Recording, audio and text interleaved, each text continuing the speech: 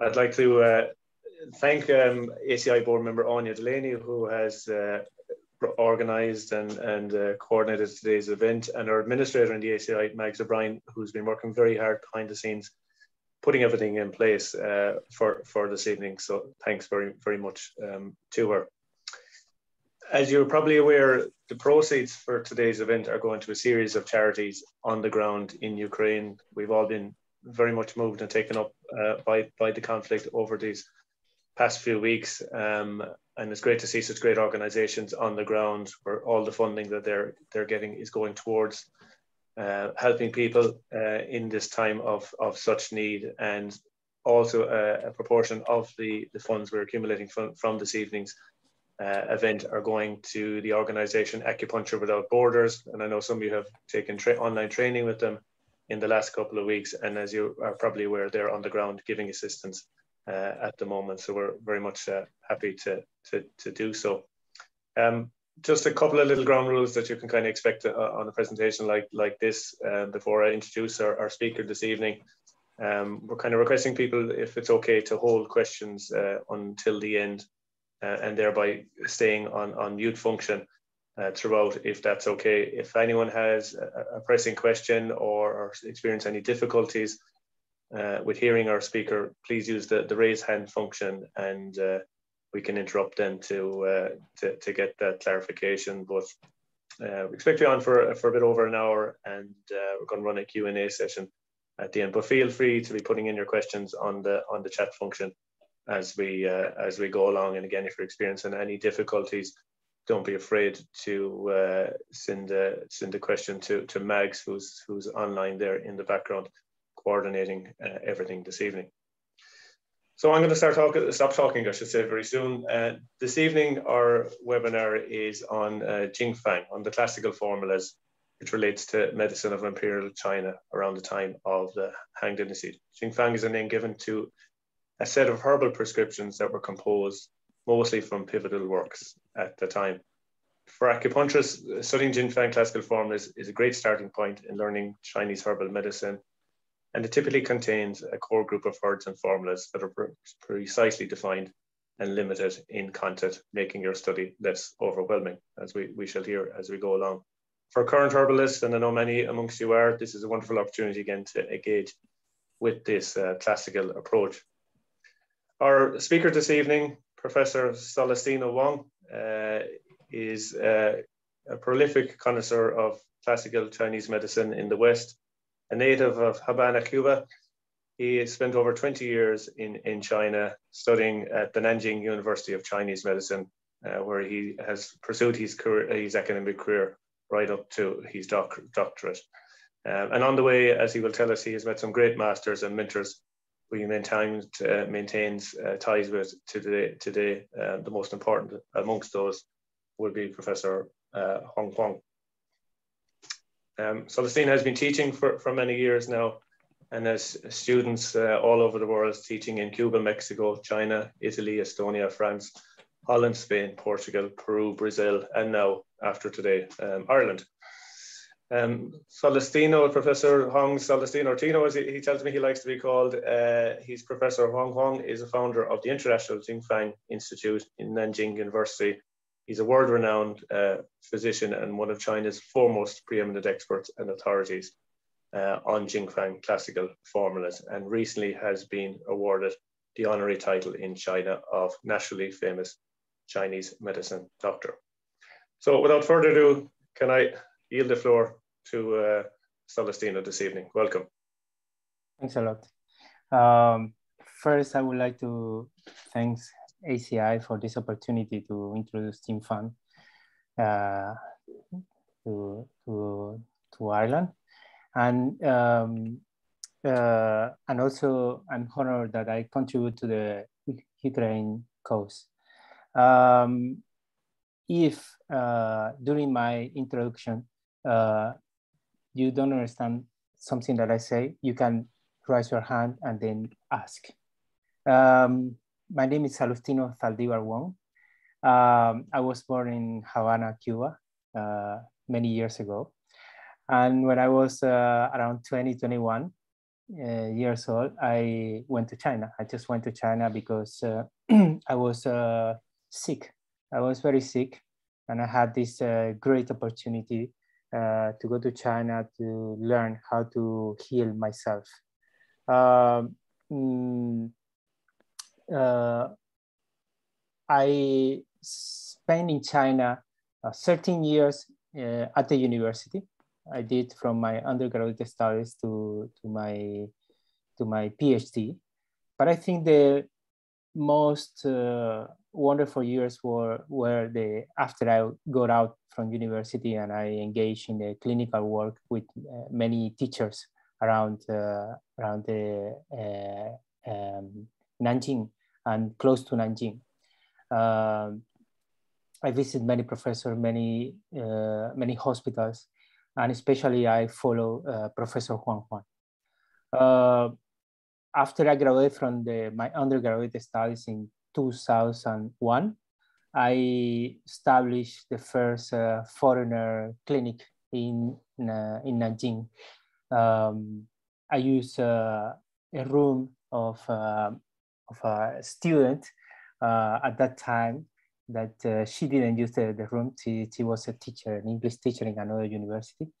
And I started to just see patients there. And it was the first clinic run by foreigners in Nanjing.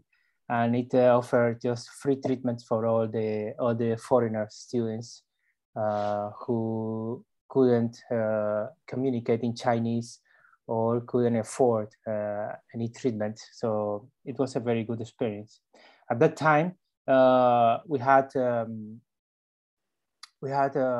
epilepsy patient, a very difficult patient.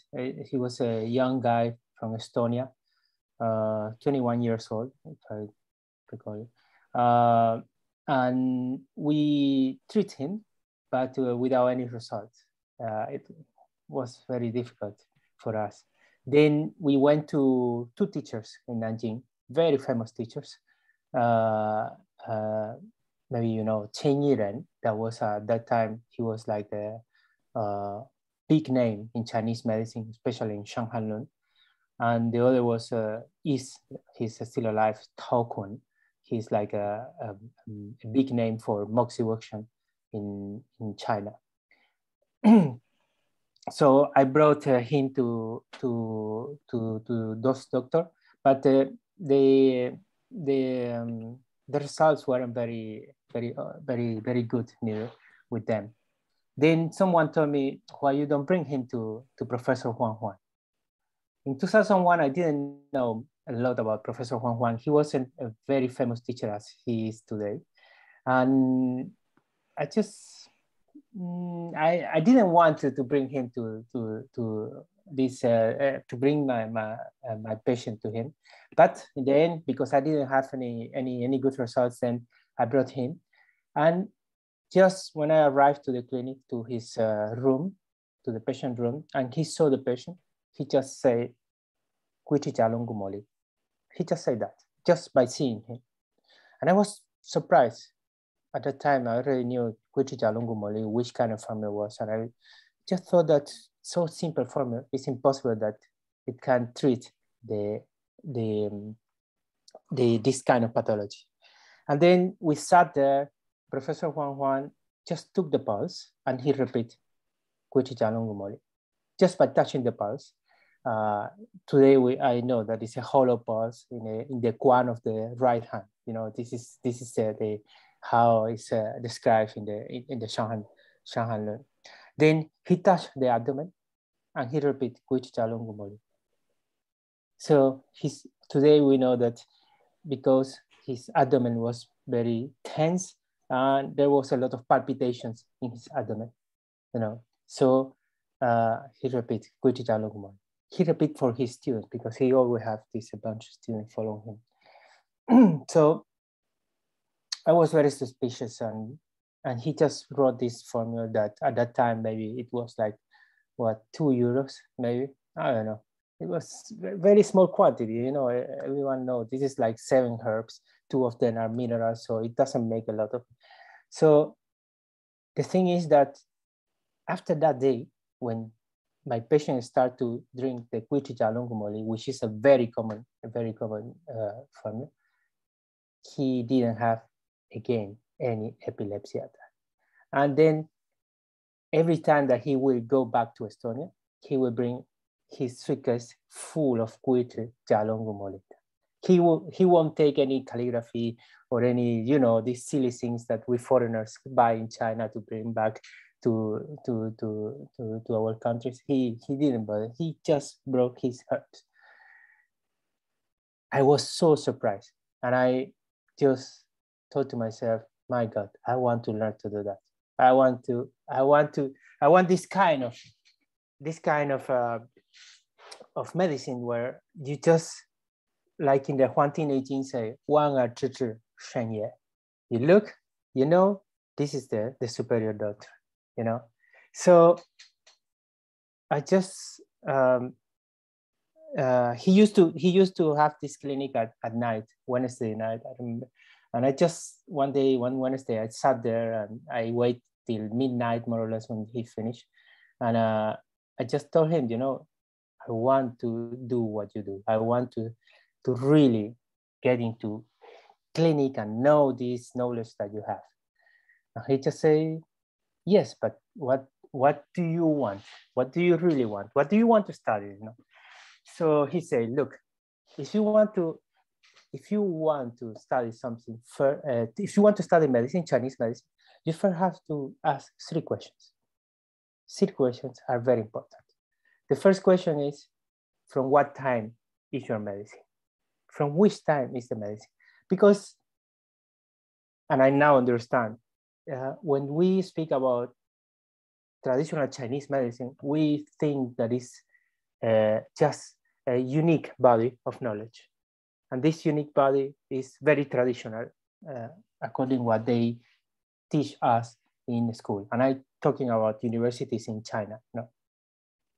So for the first time, I hear that our system, the system that we study at the university, wasn't very good.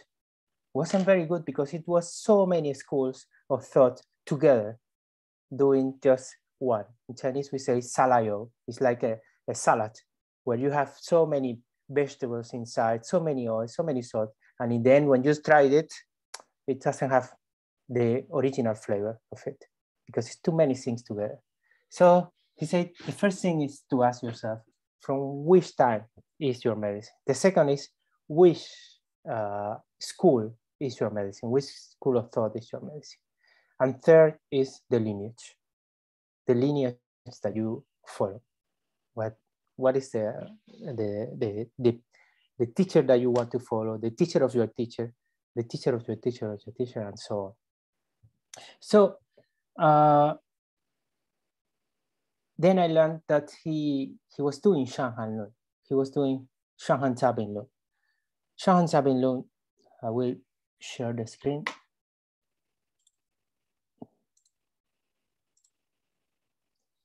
Then I learned that, I don't know if you can see it. Can you see it? Yes. So I learned that, you see here, you have like a Chinese history timeline that Tara made. Very nice. Here you see that in this period of time, there was an important recompilation of what we call the classics.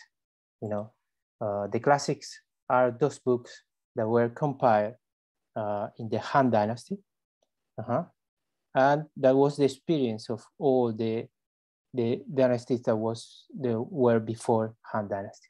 Han Dynasty is a period more or less of 400 years. So in the Han Dynasty, you have the Yellow Emperor internal canon, classic. We have the Divine Farmer, Pharmacopoeia. We have the classic of difficulties. I don't know if it's translated like that, the Nanjing, etc., etc. Mainly these are the, and then we have the Shanghan Zabin Lun, the cold damage discussions. Some people say that Han Dynasty was the dynasty of this compilation, but the truth is that we don't have any book from Han Dynasty. All the books from Han Dynasty were lost, you know. So it was in posterior dynasties till Tang Dynasty that they compile again all those classics, from the Huang Jing, the Yellow Emperor book, to the Divine Farmer, even the Yellow Emperor book that we have today is from Tang Dynasty, from Wang Ping, that he compiled that edition. So some people say that then that the classical period should be Han Tang, from Han to Tang Dynasty. So there is people in China that defend the thesis that the classical period is the Han Tang period, especially because there is the classical of Pulse, for example, or the Chenju Jia Yi Jing, that is considered also a classic, that were written after Han Dynasty, a little bit after Han Dynasty. So this is why there is a lot of discussion there. But the book that we want to talk about was written in the end of Han Dynasty. That book was called the Shanghan Zaping Law, that I know that many of you know, Shanghan Zaping Law. And this book was like an amazing work. There is no, I think, and Professor Huang considered that this is the most important book in Chinese medicine, at least for internal medicine. If you do internal medicine, if you do herbs, and you don't know, and you don't study this book, it's like I don't know, not studying anatomy, physiology, cytology in Western medicine, more or less the same. And why is it? Because in this book, there is a code. There is a code that is inside the formulas of this book. The book gives you the base of all the combinations of herbs that you should know, and the quantities. And this is a very important thing for internal medicine. And not only that, he gives you something that Zhang Zhongjing called the syndrome or the presentation, depending on how you want to translate it, the Chen. And this is the Fang Zheng. As you know, there is many schools of Jing Fang. You know, there are schools that are based on palpation, abdominal palpation. There are another schools that are based on 6 energy levels, and so on. But all of them have to go through this Fang Zheng. None of them cannot mention the Fang Zheng. So Fang Zheng is the most important, I think, the contribution of, or one of the most important contribution of the Shanghan Zaping Law. So Zhang Zhongjing, the author of this book,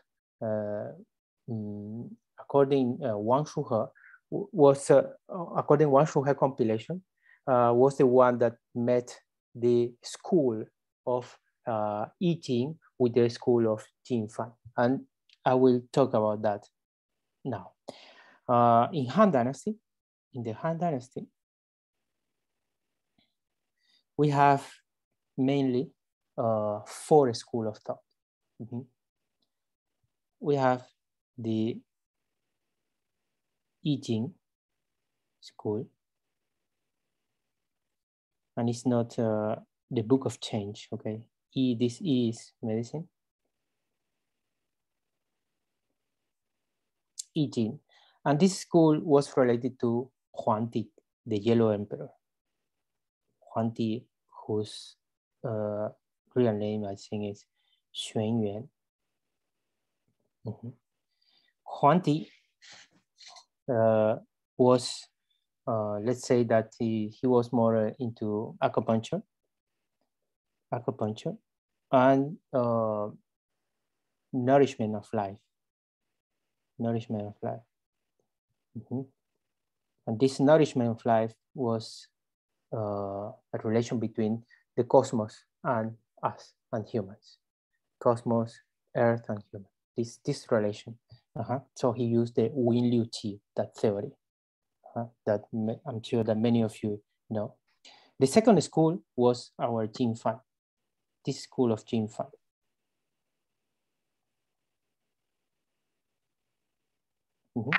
And this school of Jing Fang was represented by Yan Di or Shennon.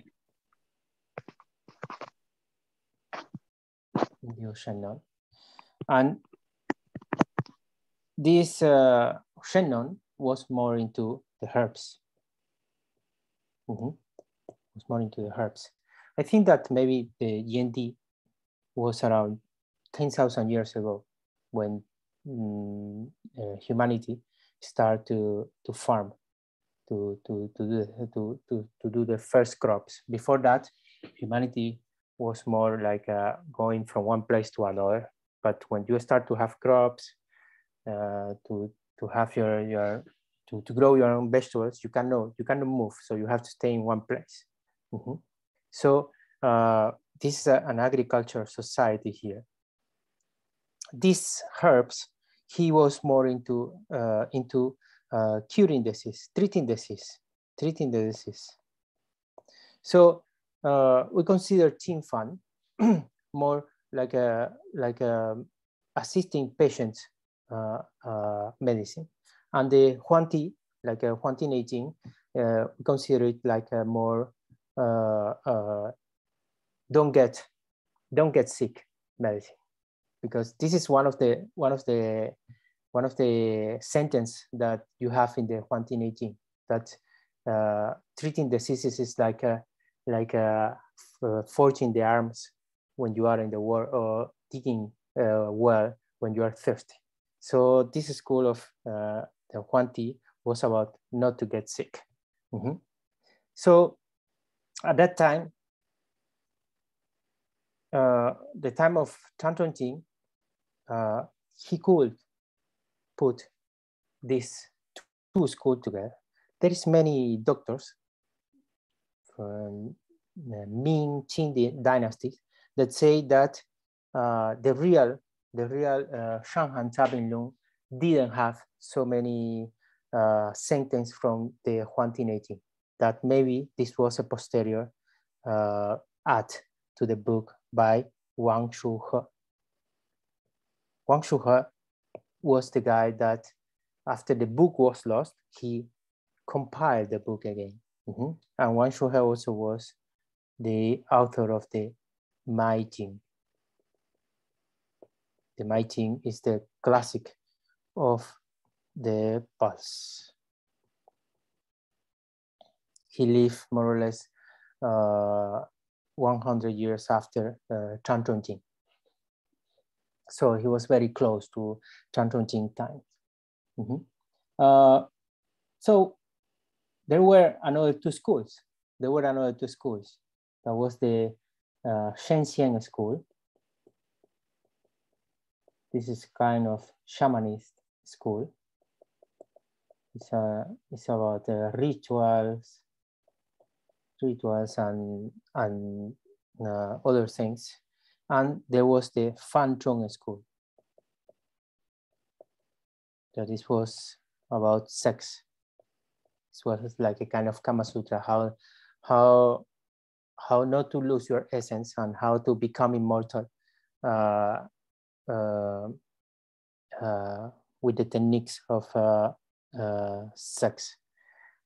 We don't know much about these two schools, and for some reason, these two schools, after Han Dynasty, they didn't make part of the curriculum of the medicine academy in China. So mainly till Tang Dynasty, at least till Tang Dynasty, remain these two schools. After Song Dynasty, everything changed. Everything changed and many schools start to proliferate. So many teachers consider that Chinese medicine, the real Chinese medicine, was till Tang Dynasty. After that, it has a lot of influence of other medicines, and then a lot of schools start to flourish up.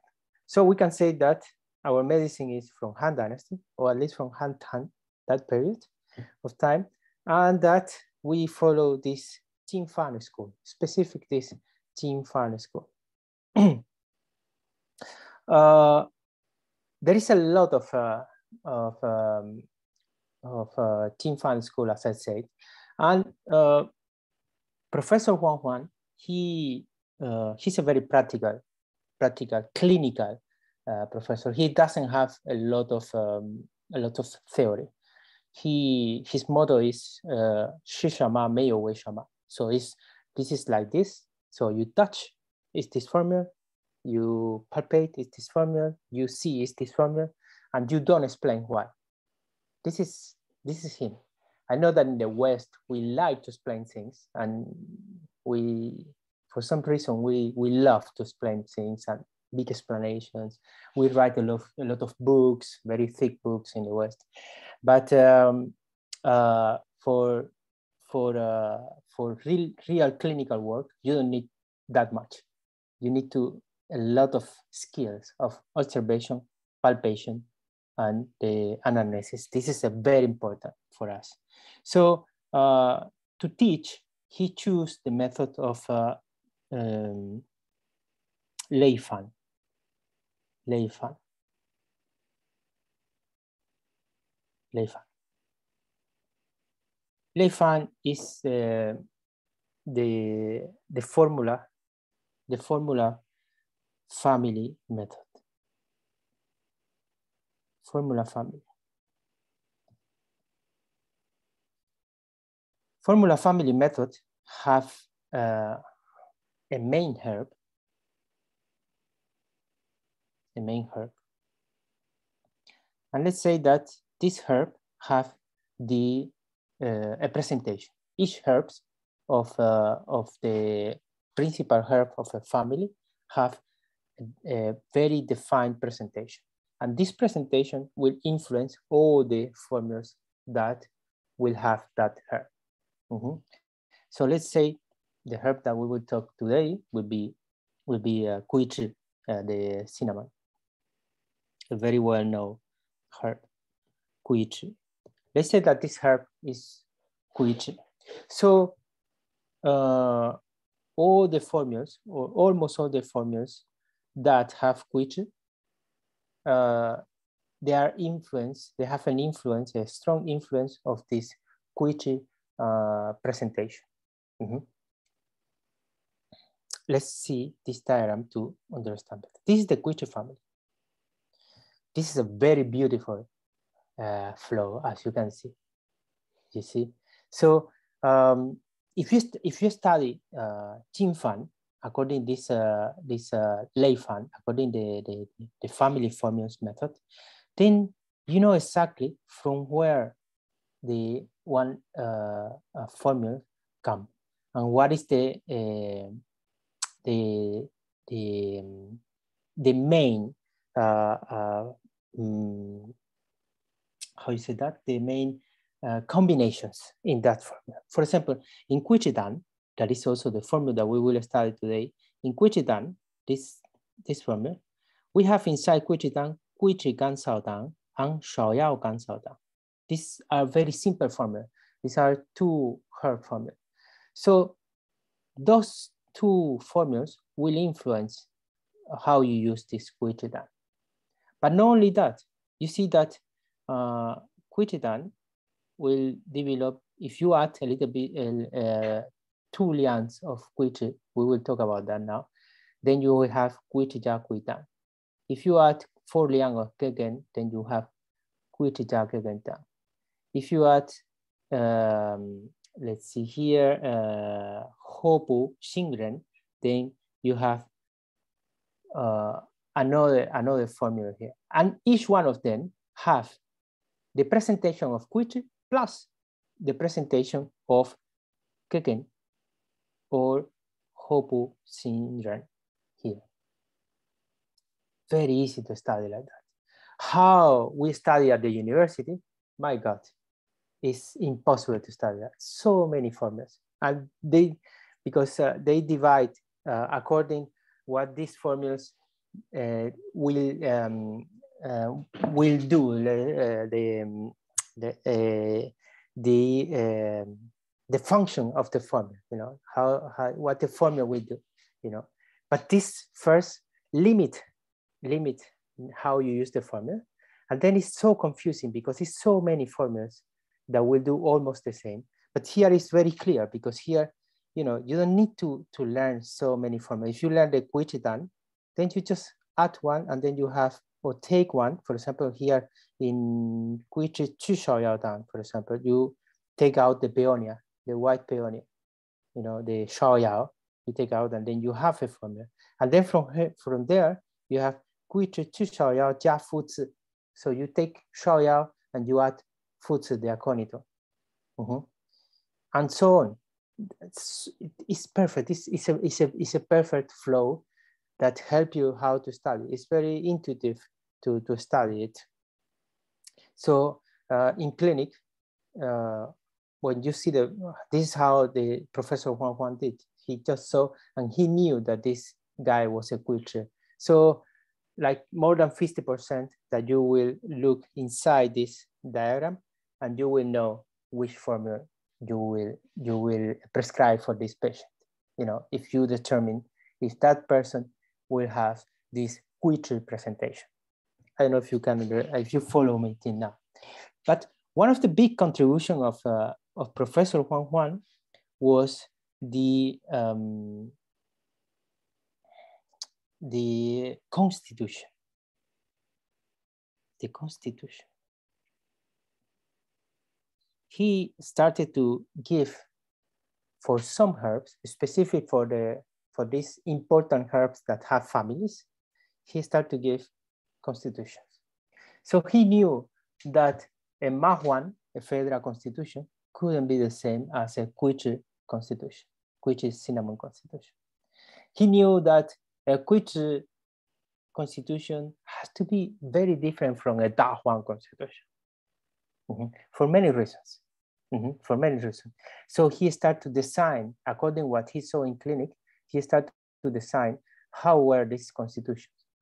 And of course, based always in the Shanghan Sabin Lung and what he wrote in all the books commenting the Shanghan Sabin Lung.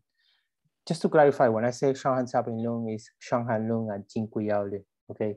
But just to short it, I just say Shanghan Sabin Lung. The Shanghan Sabin Lung doesn't exist anymore. So this concept of constitution change, at least for us foreigners, change a lot of things because in my experience when I teach it, many people resemble the homeopathy. In homeopathy, you also have this constitutional based medicine. No? So, and it's very easy in clinic to determine this constitution. He made this very refined work of separating according to the family these constitutions. Today we will talk about this Kuichi constitution, and maybe we will, if we have time, we will mention other constitutions. It's a lot of fun. It's a lot of fun just studying this constitution, really, and it makes a lot of sense. So, but of course, to study the new things, we first have to go to the original books, no? So if we study Kuichi from the Kuichi family, we first have to go to the Shen Nong Pen Sao Jing and the Ming Pielu. These are the two books that the pharmacopoeias that we use normally to study the herbs. Shen Nong Pen Sao Jing was written before the Shanghan Sabin Law. So apparently, people say that that was the pharmacopoeia at that time that Chan Chongqing was studying to write his book. Apparently, he didn't mention it, but apparently he have to be based on the Shen Nong Pen Sao Jing and the Tang Ye Jing was the other book. Tang Ye Jing. Many people say that, but he didn't write anything about that. But apparently this was the two books, especially because there was another author, Huang for me, the one that wrote the Chen Yu Jia Jing, another classic, that say that Chan Chongqing based his book in the Tang Ye Jing.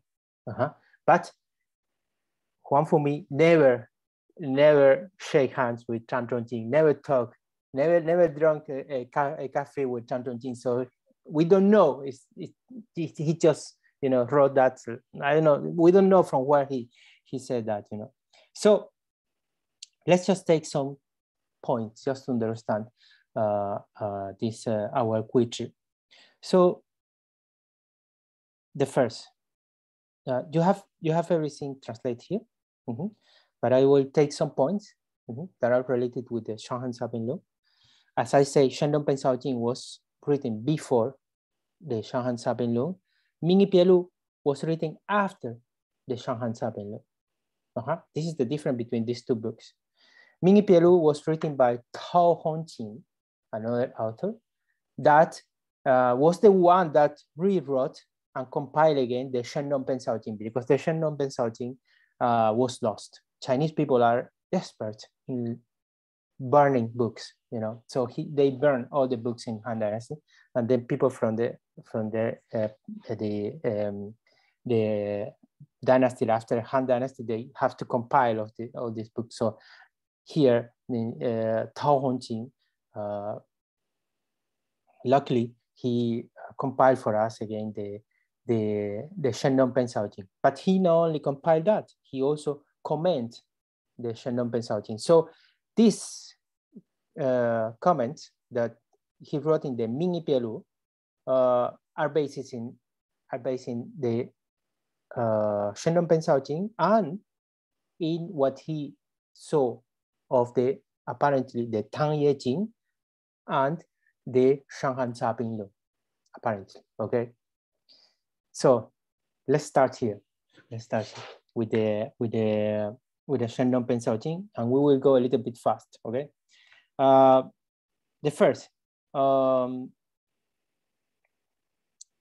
the which is pungent.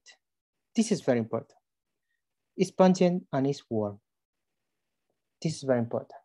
It's very important. Why? Because pungent will tonify the wood. Pungent will tonify the wood. And pungent and warm, if tonify the wood, it will tonify the fire. Because wood means movement and means wind. And the function of the wind is to make the fire flare up, okay, to make the fire big. As you know, the wood is the fuel of the fire, okay? And when I'm talking fire here, because I know the people that do acupuncture, when I'm talking about fire here, I'm not talking about the toxic fire. I am not talking about the toxic heat. In Jing Fang, when we talk about fire, the only fire we know is the fire that belongs to the heart. And that fire is the life. This is the life, okay? So, Kuichi is tonify the wood tonify or supplement the wood. And it's the wood in the wood. It's called the wood in the wood. So there is no more woody, pungent herb than quiche. Okay, quiche have red color. It's red color. So the color goes to the fire. So it tonifies the wood to tonify the fire. So quiche in the Shanghan Zabinlong is used for, or it's used to tonify the yang of the heart, the fire. This is what it's used for, to move the blood, to make this fire more big, you know, for the light to reach further in the body, you know. The other thing interesting is that quiche governs Shang Qi. Shang means to go up, and Qi, you know, the Qi that goes up, and the Qi in this in here means also the fire, or at least I interpret it as the fire, or the Qi of the lung, at least. So one very interesting thing is that in the Shenlong Pen Sao Jing, all the herbs that are pungent and warm lower or make the qi descends. All of the herbs. So you will see in Chuanxiong, in Tang Gui, in Fuzi, all of them are used for the qi that goes up. You wouldn't think that, because you always will think that the pungent flavor will go like this, you know, in every direction and will go up. But in fact, the pungent and warm herbs will make the qi descend. At least this is what Shenlong Pen Sao Jing says. Here, it's used for cough, you know, and cough, you know, that cough is a qi that goes up. It's the qi of the lung that goes up. So quiche can be used to lower that qi also.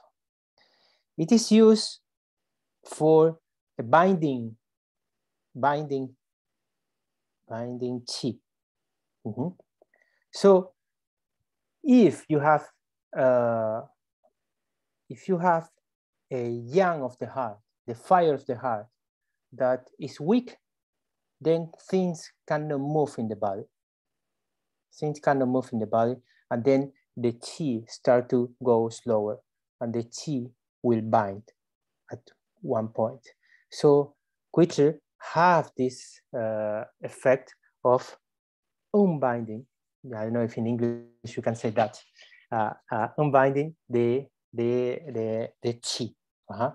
So it will drain. In modern TCM, we will say this. It will drain the meridians. You know, make flow the energy through the meridians. It will benefit, as it says here, the benefit the joints. It benefits the joints. Li Guan Jie benefits the joints. Why? Because these joints, every movement, you know, there is a very interesting book from Han Dynasty. It was the first time that we mentioned the 5 movement. So today we study when we study the 5 movement, we don't study this original book where first were mentioned the 5 movements. So if you study the wood, it says Mu Yue Qu Zhi. Just this. He just said this. Mu Yue Qu Zhi. So Mu is wood. The wood means to bend and to stretch. To bend and to stretch. So bend and stretching, you know, this means movement. This is what is about the wood. If you have a problem with movement, then you have a problem with the wood. If you have a problem with your joints, then you have a problem with the wood. With that movement. So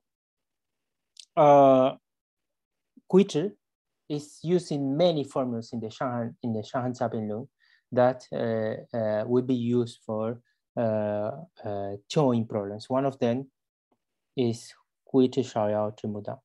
This is a very well-known formula, 归之少要之母当.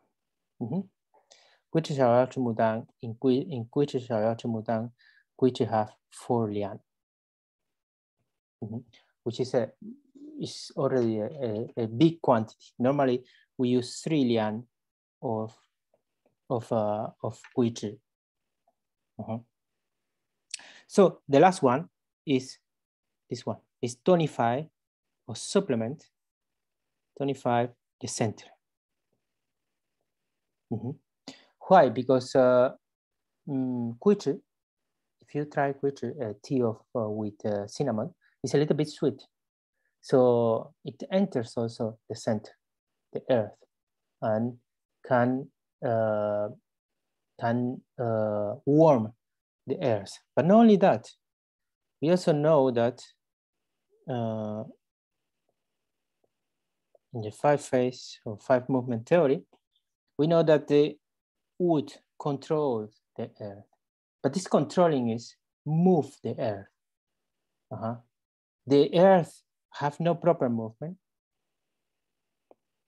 The earth have no proper movement because the earth is in the center and doesn't move.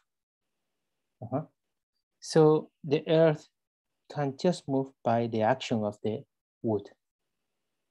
The wood is the one that gives the movement to the earth. So tonifying the wood with the pungent flavor, you also can move the earth. But also I believe that the sweet flavor, and we will see now here, that in the mini pielu, they say now that, you see, that kuichi is sweet and pungent, because you have a formula that is called, how? It's called 小间中当. 小间中当. 小间中当 is also a kuichi formula. It's kuichi dan that you double the quantity of shaoyao and you put maltose, etang, which is very sweet, I have to say, yes. So, but this is a formula. This is the formula. This is our 补中一起当, Li Dongyuan, Li Gao, he has a formula that is very famous. It's very commonly used. That is called 补中一起当. Our 补中一起当 is 小间中当.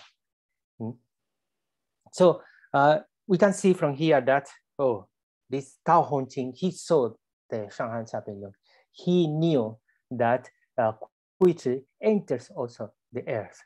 So he gave this sweet flavor to the kuichi. Something interesting here also is that he said that kuichi is toxic, have some toxicity. I don't know how he knew that or how he arrived to that conclusion, but it's true that cinnamon have coumarin. The coumarin is a toxic substance. If you eat a lot of cinnamon, then it will harm your liver. The coumarin is a toxic, but for that you need a lot of cinnamon. Then here, the first thing he point out is that kuichi warms the center. Warms the center. Very interesting. It warms the center. This is for him the most important. It warms the center. Then he say it benefits the energy of the liver and the lung, because it's 25 the liver, which is the wood, and then it made the sense the lung qi. If we see this, let's put like this.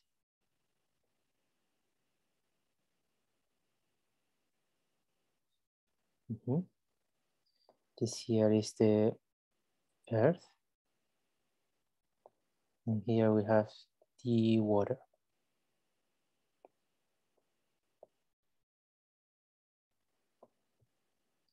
The fire and the energy of the lung have to go down.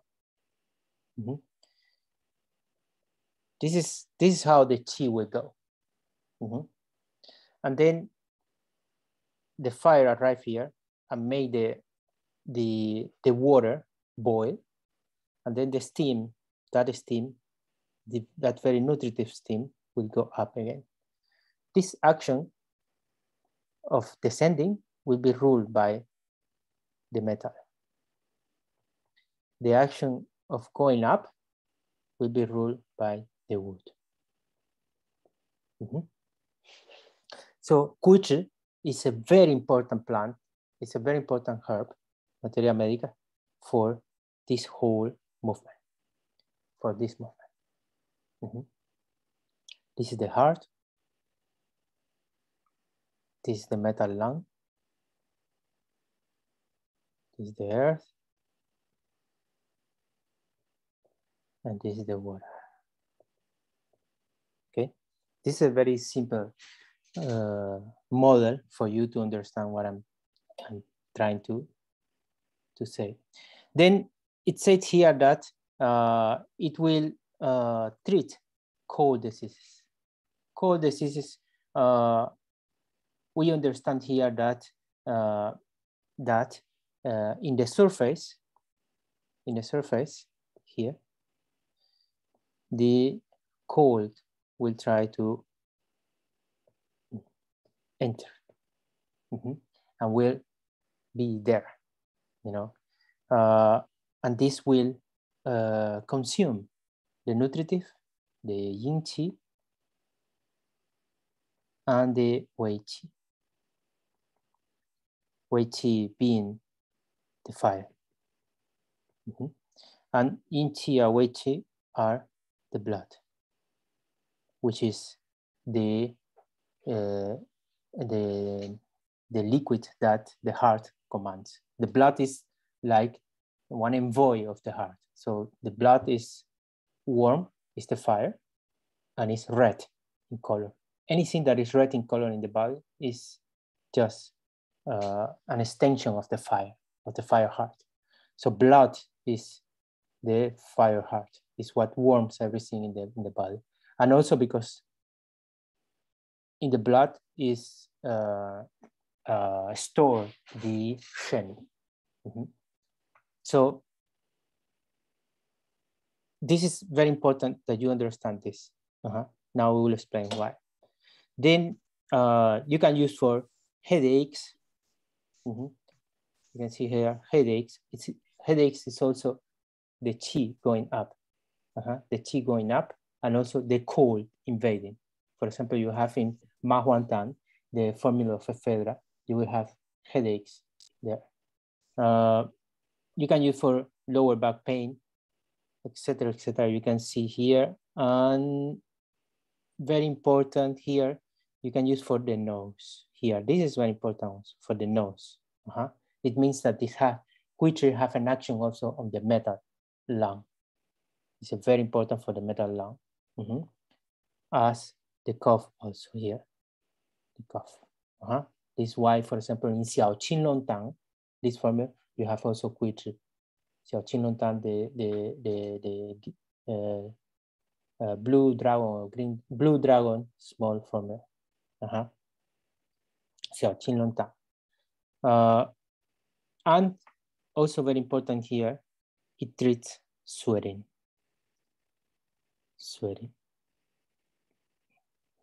It treats sweating. Sweating is just the yang escaping. It's the yang, the fire is escaping. It's the nutritive that is wasting the nutritive. So Kuichi goes to tonify the earth to supply that nutritive of the blood, and also it will tonify the fire to supply the wei qi that you need, you know. So this is Kuichi. This is Kuichi. Let's see the Kuichi person. how is a Quiche person? How should be a Quiche person? So imagine that this person now have a very small heart. The heart Yang is very, very little, you know. So for sure, this person will have aversion to cold or aversion to wind. But not only that, this person will be an introvert person. Why? Because, as I say, the Yang, the fire, and the Shen is the same thing. So he won't express himself very well. So he will be very introvert. This kind of person will have very easy palpitations. This is why one of the most important way to detect that you have a Quiche formula is by touching in the abdomen the palpitations. You can see in Wen Jing Tang, in Zhi Gan Cao Dan, in Quiche Jia Longu Mo Li Tang, in all these formulas, it's very important, the palpation in the abdomen, the palpitation in the abdomen, sorry. But not only that, the palpitation also that the patient feel. Some patient will feel, I feel like bradycardia or tachycardia, you know. If someone feels the heart, we are not supposed to feel our heart. If someone feels the heart, this is also palpitation. If you go to sleep and then you feel like tuk, tuk, tuk in the pillow, then also that is palpitation. Of course, Quiche is not the only herb that have palpitation. Okay, you have Panxia, Longu, Moli, Fuling, Quiche, these 5 herbs have all palpitations. But these palpitations are in different places, you know, according to the Jing Fang. So this person won't be very courageous also. This is not the most courageous person. And this person, Yang, won't be very exuberant. So this person will be like very quiet. This Quiche won't be the center of the party. You know, he won't be dancing that salsa and, you know, being the funny guy of the party. He won't be that guy. You know, he will be the nerd of the class. You know, he will be in one corner, just introvert, with maybe with glasses, because the Shen doesn't arrive. You know, the expression of the Shen is in the eyes. So all these are characteristic of the Quiche. Also, the abdomen will be won't be a prominent abdomen, will be a flat abdomen and very tense abdomen. Hands will be clammy hands, cold and sweaty. Again, not only Quiche have clammy hands.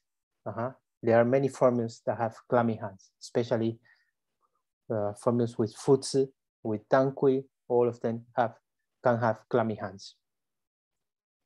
So the pulse will be, according to Zhang Jing, will be a superficial pulse, weak pulse, especially in the left hand.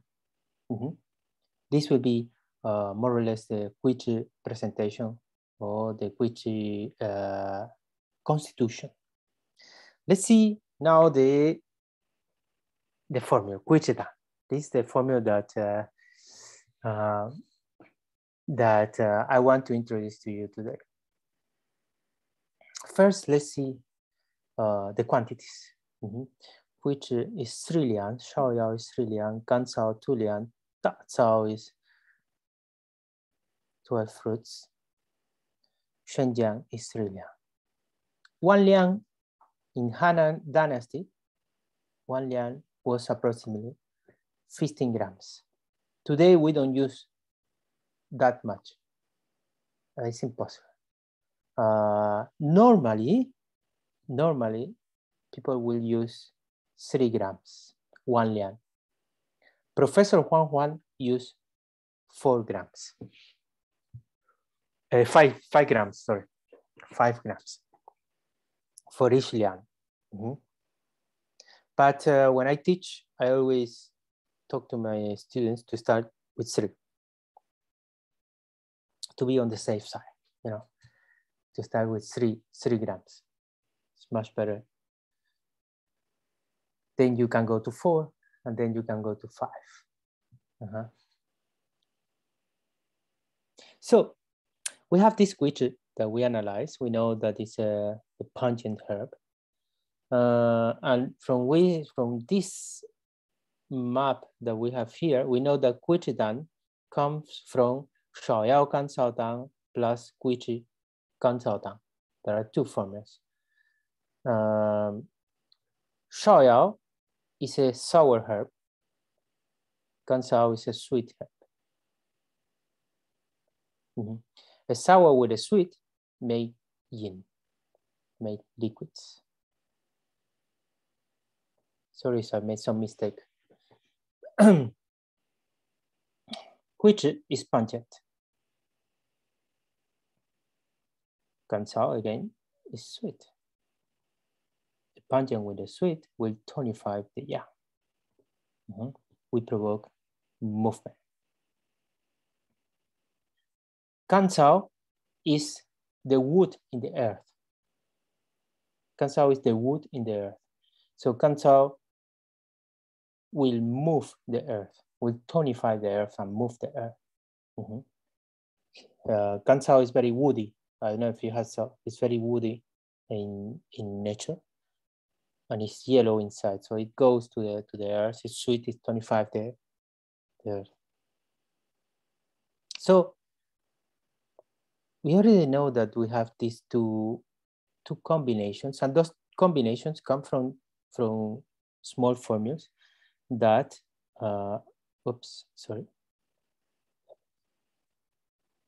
that Tang Jing give to us, no? 芍药甘草, guichi甘草. These are two very important main combinations here. So Shenjiang at Srilian, Shenjiang is the earth in the wood. It means that it's pungent, it's warm, and it's yellow. It will tonify the wood, the movement of the wood, to make directly to move the earth. So Shenjiang will come here. So imagine that we have like a small pot here. And this is the earth where we cook all the nutrients here. And the subtle, the pure, have to go up. No, it goes up to the lungs. Normally, we believe that this goes to chouron, that is a spleen 20 chouron, and then from there goes to long zhongfu, this point, long 2 or long 1, I don't remember. Zhongfu yumen, yes. So it will go that way, and then the more heavy should go down. But what happens if you don't have enough yang? That this movement won't happen. If the wood here doesn't give the direction, the command, the earth won't move. So you need shenjiang. This is why Chinese people, they put a lot of shenjiang, a lot of ginger in their food. So this will permit that the pure, especially that the pure will goes up. Going up in Jing Fang, going up and going out is the same. I will repeat. In Jing Fang, going up and going out to the stereo is the same. Why is that? Because if we go up here to the lung, it means that we are going to the stereo, to the skin. You see that now? So this is the tying metal. The tying metal is the most stereo yin that we have. That is the skin. Okay. So Shenjiang will take the pure and the liquids, those liquids that produce the earth, to the lungs. It means it will take the liquids, the nutritive, to the skin. So we can say that Shenjiang is a diaphoretic in this formula, okay? In this formula, Shenjiang is a diaphoretic here. This will be the diaphoretic. This will be the one that will expel the cold out. But we have a problem here. We have a problem here. Which problem? That this person has a tendency to sweat. We studied from the Quiche presentation that Quiche persons, they have a tendency to sweat. So we cannot use Shenjiang just like that. We have to put something that stop Shenjiang at the very door of the body, at the very, how you say that? The border of your kingdom, no? And this will be Shaoyao here. Shaoyao with the sour, and it has 3 lian at the same quantity. He will stop Shenjiang at the border and won't permit that Shenjiang goes further than the border, than the skin. So exactly there. How do we know that? How do we know that? Because in Quiche Jia Shaoyao Tang, that is another formula. In Quiche Jia Shaoyao Tang, we have 6 lian, and this is why it's so important to study Jing Fang, because just studying Jing Fang and studying in this way the quantities, you understand what is doing exactly this here. By studying that, you understand the code of the formulas. So when you study Quiche Jia Shaoyao Tang, that is 6 lian, this sour is superior to the quantity of Shenjiang. Why you want to use 6 liang of Shaoyao? Because you have an spastic pain in the earth, in the abdomen. Quiche Jia Shaoyao Tang is used for spastic pain in the abdomen. So this spastic pain is because the wood have no enough liquids to nourish it. So it gets spasmed. So you need to get all the liquids that produce the earth, that is producing the earth. You need to remain the liquids there and don't go to the, that they don't go to the exterior. Okay, I don't know if you understand what I mean. And how do we know that again? Because in Quiche Shaoyao Chimudan, the formula that we mentioned before, Quiche Shaoyao Chimudan, in that formula, we have 5 liang of Shenjiang, 5 liang of Shenjiang. This is a lot of Shenjiang. If you multiply that for 15 grams, okay, it is a lot of, even if you multiply for 5, this is 25 grams of Shenjiang. So in Quiche Shaoyao Chimutang, you have a person that the joints of the extremities are swollen and are very painful. So you need to take that damp and that cold out of the body. And you do that just increasing the quantity of Shenjiang. So by analyzing in each formula the quantities that you have, you can reach to those conclusions. Okay, you have another formula. You have Quiche Futsitang also, that way you have Quiche 4 liang and Shenjiang 5 liang, and there are another formulas. Very, very, very interesting. Very interesting. Da Zhao here, Da Zhao is a very sticky fruit. It's a very sticky fruit. It's yellow inside, red outside. So the yellow inside will go to the earth with the sweet and will create a very sticky and nutritious liquids that after with the red color will go directly to the heart to nourish the blood of the heart. Why I need that? Because in Quiche Dan, the person is sweating. Is sweating because the yang is escaping. the yang is escaping, and you need to grab that fire. You need to grab that yang and anchor it. And you do that.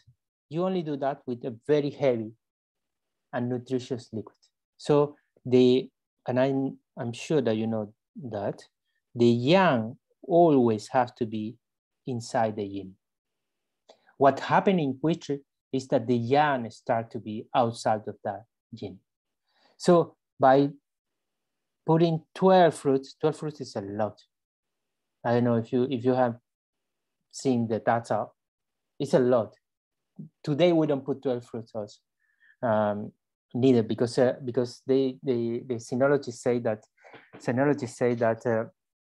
the Tazao from Han Dynasty were smaller than today's Tazao. Today's Tazao are like really big. So anyway, this Tazao will produce this very thick liquid that will anchor the fire, and will make the fire just descend. Very interesting. Very, very, very interesting. So let's see the presentation of Qi Tang. The presentation of Qi Tang is exactly or almost the same as the presentation of Qi. Okay, so it will have palpitations that could be heart palpitations or abdominal palpitation, normally in the epigastrium zone for this formula. The person will have a tendency to sweat. But this sweating is not copious or, a lot of sweating. A lot of sweating is not Qi. That is Fuzi. Fuzi will have a lot of sweating, and Shigao also. Shigao in the Yang Ming will have a lot of sweating. This is a tendency to sweat. Okay, so if you ask the patient, do you sweat? He will say, no, not really. But if you have to see his skin. If his skin is brilliant, he has a brilliant, he maybe have a tendency to sweat. The other is you put the hand in the Taiyan meridian, in the neck. You put the hand. If the hand gets like steam, you feel like a steam there, then this person have a tendency to sweat. A Qi Tang person will have aversion to cold, or will feel cold, or aversion to wind. The tone will be a normal tone with no brilliant color, no very brilliant color. If there is no yang, you cannot have very brilliant color. More like a dull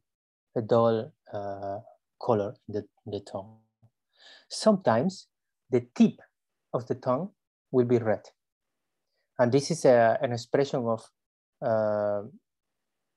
fire flaring. These people will be thin, normally will be thin, not very strong, will be very tense. Always when you have cold, people is tense. People that train don't have to be tense. Those people that have no nourish in the muscles and have no yang, they for sure they are tense. And the pulse will be, as I said, superficial, especially in the left hand, superficial and weak. Which kind of diseases we can use this formula? We can use for from heart diseases like valvular diseases or arrhythmia. Normally, this kind of diseases will be like if people do like stairs, for example, they will start to feel suffocated and will start to sweat, to get pale. We also can use this formula for hypotension. Very common in girls, young girls. If they run a little bit, they feel like they fell down very easily. They lose consciousness very easy. In this case, Quichidan is the best formula. It will increase the yang of the heart. Also for hypothermia, for people with hypothermia, people that go into the sea for a long time and get the hypothermia. We have, they put this in these chambers with pressure. Normally in China, they will give a similar formula to those persons before going to the chamber. We can give also for weak old people, that get very easily sick, that catch a cold very easily. We can give also for people with a tendency to sweat.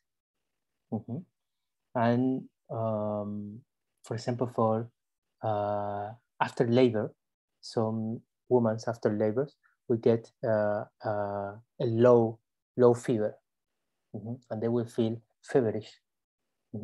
This is because during the labor they lose a lot of liquids, a lot of sweating, a lot of blood.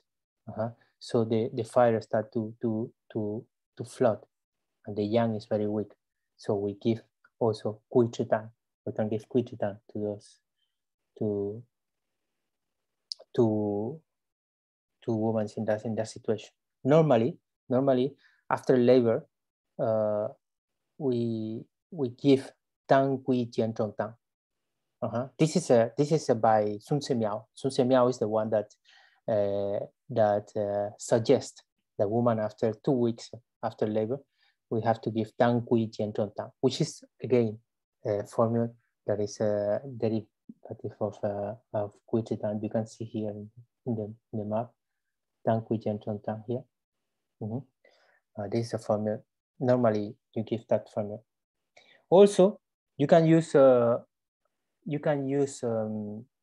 Quichidan for skin diseases in dermatology. Some, especially in autoimmune diseases, when the earth is very weak and doesn't produce enough yin to anchor the yang, then you will have diseases like urticaria, like dermatitis, where the skin will be a little bit dry, and they will have a lot of prurito. This prurito is also the Shen escaping, a bad communication with the exterior of the Shen.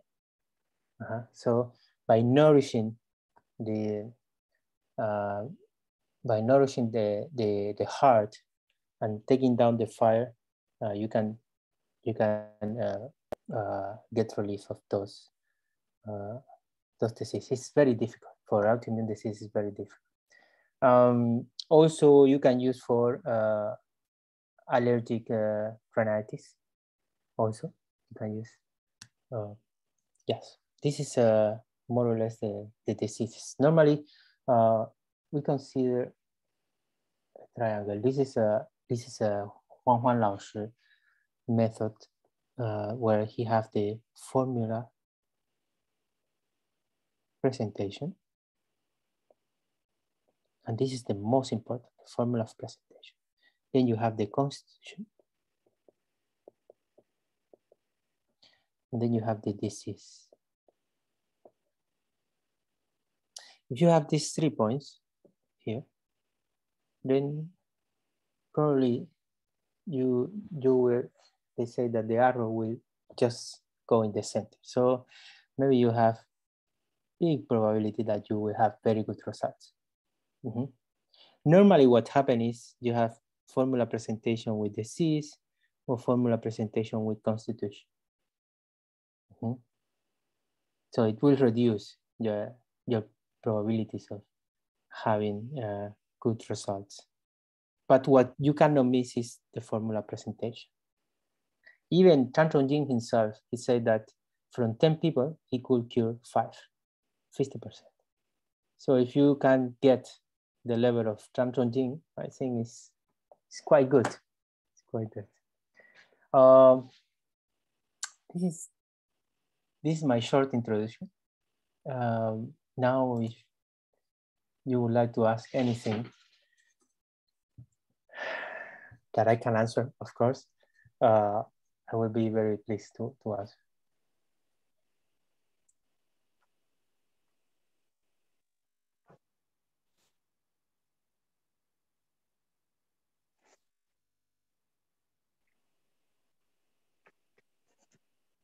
Thanks very much, Professor Salustino. Can you tell us a little bit about some of the courses you have up and coming in the next couple of months? Yeah, I always forget about that. I will in August.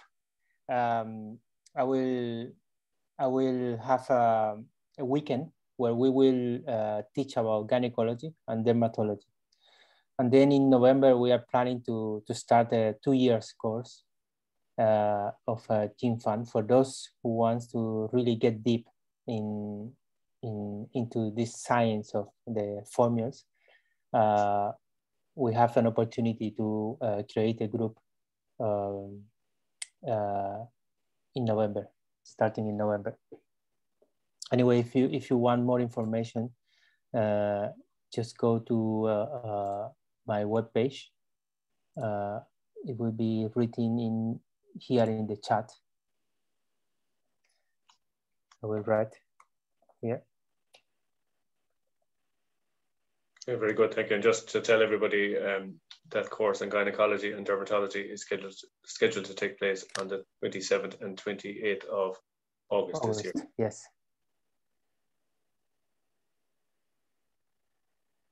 Any questions? I have one question, if that's, oh, sorry if Martin has a question. Do you want to come on there, Martin?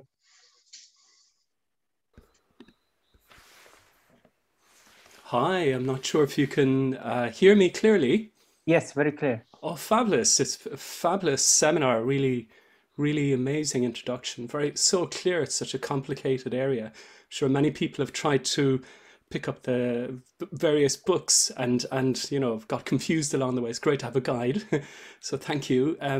One thing I found really interesting was your comments about the older Dazao is quite a smaller quantity, smaller amount. But I also heard that the Baishao that's popularly supplied now from China is actually from a different region and has some different effects.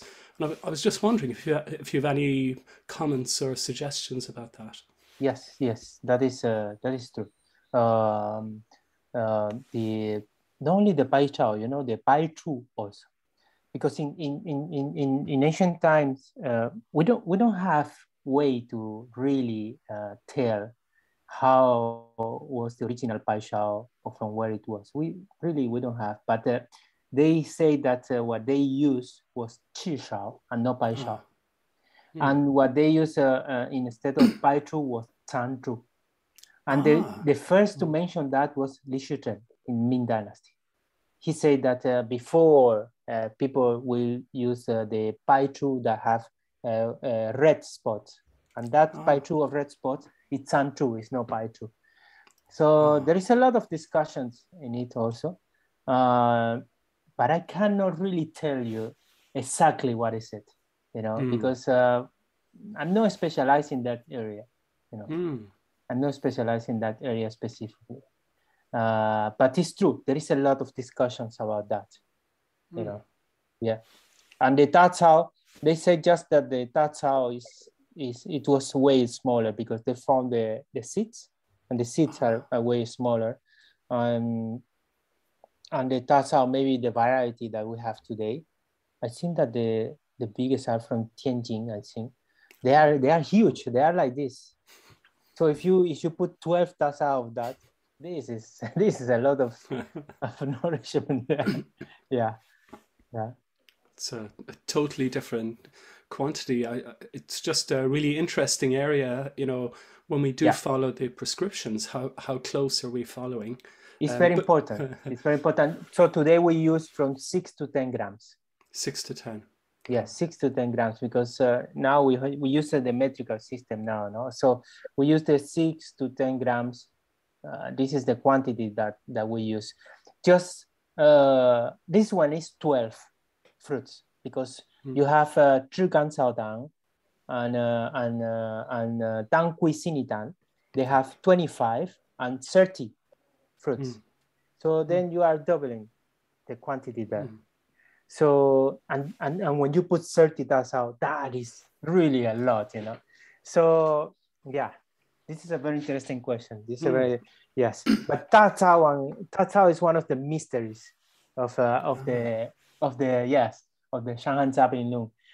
In quantities, one, and sometimes you ask yourself why Tang Jing is using tael here and why is not using tael here.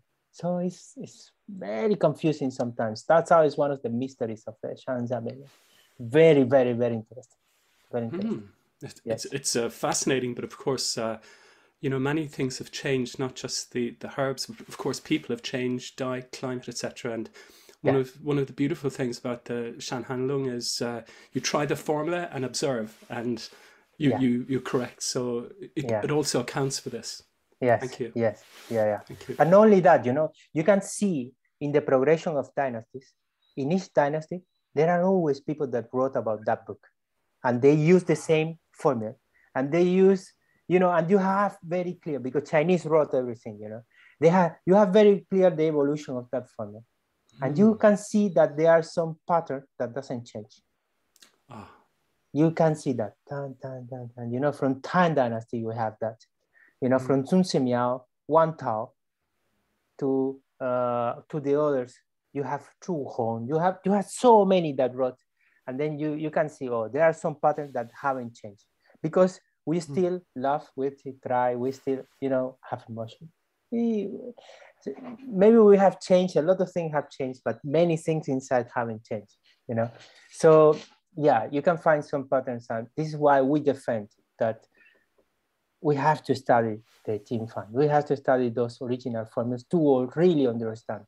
Because what happened in the 50s, I'm sure that you know all of this, you know, so I won't go very, very a lot on that. But in the 50s, what happened is that many great masters from different lineage, they just got together and they have the someone orders to that they have to do something, one book. So they say, oh, okay, we put Dao Qi Sang. Who agree? Everyone agree. You know, in communist, I come from Cuba, so I know how is it. Yes, everyone agrees. Yeah, everyone agrees. So they made a book like that, and this is what we have. We have now. You know, this is it's a really pity. So we have to go back to Han Dynasty for sure in Chinese medicine. Thank you. Fabulous answer. Thank you. Appreciate that. Thanks a lot.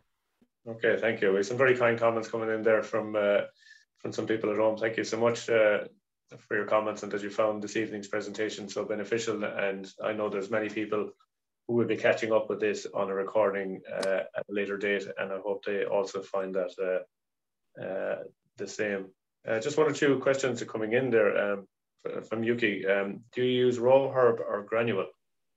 That is a very good question. So, you know, when I came the first time to Europe, I was so orthodox. I was completely orthodox. So in China, we don't use granulates. In China, we don't use granulates, and all the clinic is based on the herbs. But then I learned that for many patients was impossible to do the decoctions. So for me, it was more important that the patient did the treatment, you know. So then I bent a little bit. I started to bend, and then now for many patients I do granulates, and for other patients I do the herbs, you know. For sure, the best results are with herbs. Absolutely, there is no question about that. But you can get good results also with the with the granulates. I will share here the information of the courses if you want to. So yes, I think that there was a question about if you need the course is open for everyone. Anyone can take the course. You don't need, because all what we will explain will be from the basics, and it's all taken from Han Dynasty. So from Yin Yang, I will explain very easily Yin Yang 5 movement, according also about according this book of Han Dynasty. I'm not explaining according to how we study now at the university. I will go on the 6th level also, very basic, what you need. I don't stay too much on the theory, on the theoretical part, and then we will go into the Guichi family, and we will go from the first formula, that is Guichi Kan Sao Tang. Very simple. We will be studying.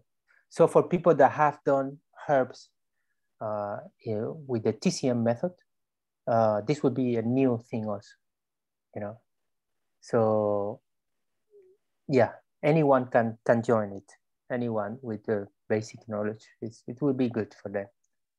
Yes. So it's no problem. Yes. Okay, thank you. I think that's an answer to Anne's question. So Anne, I hope that suffices, but if not, please come on there for further clarification. Just while we're waiting for any more questions to come in before we finish, if I may, can I ask a question? And this might be too broad to answer this evening.